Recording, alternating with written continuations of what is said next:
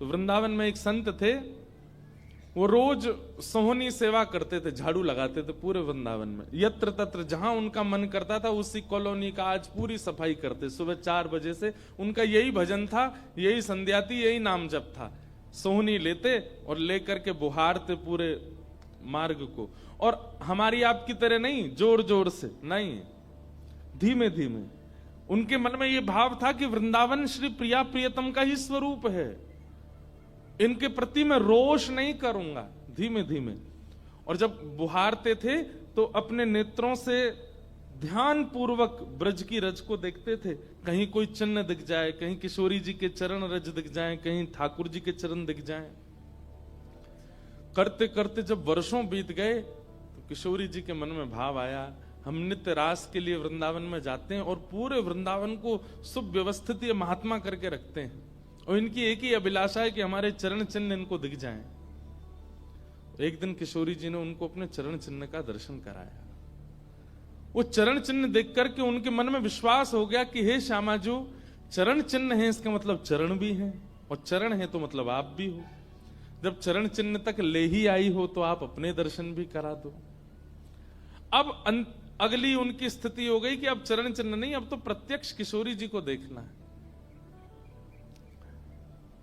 लेकिन हमारे ब्रज की एक परंपरा है कि जब तक किशोरी जी की सखियां अनुमति नहीं देंगी ना, तब तक किशोरी जी के दर्शन नहीं हो सकते। इसलिए ललिता जी को मनाओ, विशाखा जी को मनाओ, यमुना जी को मनाओ, गोपेश्वर महादेव को मनाओ। सखियां जब रीझ जाएंगी तब किशोरी जी से मिलना होगा। तो जब तक ललिता विशाखा आदि सखियां अनुमति नहीं देती तब तक किशोरी जी के दर्शन नहीं होते। लेकिन किशोरी जी तो चाहती हैं कि उनको दर्शन दें। तो एक दिन किशोरी जी ने रास करते करते अपना नूपुर वहीं छोड़ दिया, और नूपुर छोड़ करके किशोरी जी निकुंज में चली गई। आप सुबह सुबह जब सोहनी करने आए तो आपको वो नूपुर मिला, और नूपुर देख करके वो आनंदित हो गए। इतना सुंदर नूपुर, ऐसी सुंदर उसकी कलाकृति, इतना हल्का उसका वजन, इतना सुंदर उसका स्वरूप। नूपुर को अपने पास रख लिया। आज किशोरी जी के चरणों का एक नूपुर नहीं है। शाखा आदि बोली, हे श्यामाजू आपका एक नूपुर कहां गया? बोले अरे मो तो पतो ना है, सके नृत्य करते करते रह गए हो वृंदावन में। ललिता विशाखा बोली, स्वर्ग के इंद्र के हाथी के दांतों से बना हुआ नूपुर है वो, सामान्य नूपुर नहीं है। आपके ऊपर तो कोटि कोटि ब्रह्मांड वारी वारी जाते हैं किशोरी जी, पर वो नूपुर ठाकुर जी ने आपको भेंट किए हैं, बड़े बहुमूल्य नूपुर हैं। अब किशोरी जी बोली, मोए ना पता कहां रह गए होगो कहीं पे। किशोरी जी तो मन बना चुकी है ना, दर्शन देना है उनको। तो ललिता विशाखा ने विचार किया कि हम ही जाती हैं, ढूंढ के आती हैं निकुंज में कहां है वृंदावन में। बोले अपने रूप में तो नहीं जाएंगी, तो एक वृद्धा का रूप धारण किया, एक वृद्ध मैया का रूप धारण करके ललिता विशाखा गई और वृंदावन में ढूंढने लगी नूपुर कहां है। तभी ढूंढते ढूंढते वो महाराज जी सोहनी कर रहे थे, उनके सामने पहुंची। अरे बाबा, हमारी लाली आई सवेरे सवेरे यहाँ पे, और बाके पाम को एक नूपुर रह गयो, तेने देखो? बाबा बोले, तुम कौन हो रही? बोले हम पास के गांव की रहवारी, हमारी बहू है वो, और या की लाली है वो, जाको नूपुर रह गयो है। तो बाबा बोले, मैं कैसे पहचान जाऊं कि तुम्हारी ही लाली का नूपुर है? भाई मनचले लोग हैं, बहुमूल्य वस्तु किसी पे देखते हैं तो सब अपना अपना बताते हैं।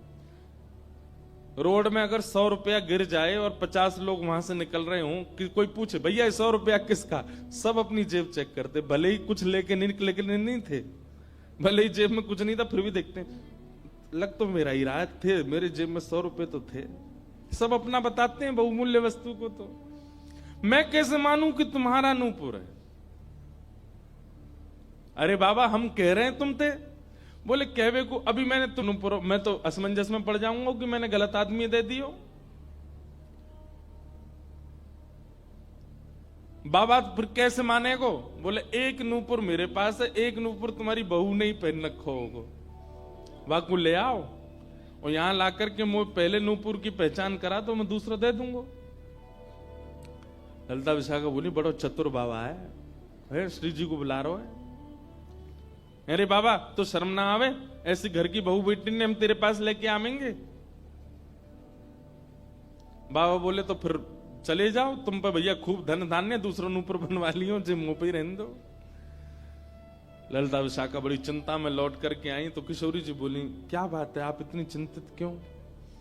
बोले एक बाबा है, बाने आपको नूपुर धल लियो, यूं कह रहा है कि पहले जिनके पास एक नूपुर है उनको लेके आओ, तब दूसरा दूंगो। तो श्री जी बोली इसमें क्या देर है, फिर ले चलो, चलते हैं ना। विशाखा जी समझ गई, बोले हे ललिता जी, ये सब लीला किशोरी जी कर रही हैं, इनको दर्शन देना है उनको, और हमसे और आपसे स्पष्ट कह नहीं सकती, क्योंकि हम तो फिर सबको परखने लगती है ना कि इसमें कोई दोष तो नहीं, इसमें क्या गुण है।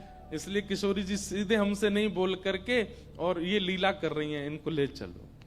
और किशोरी जी आई वृंदावन, और महात्मा सोहनी कर रहे थे, और सामने से जैसे ही किशोरी जी को आते हुए देखा, बाबा ले हमारी बहू आ गई, अब नूपुर दे दे, देख या को नूपुर भी वैसा ही है।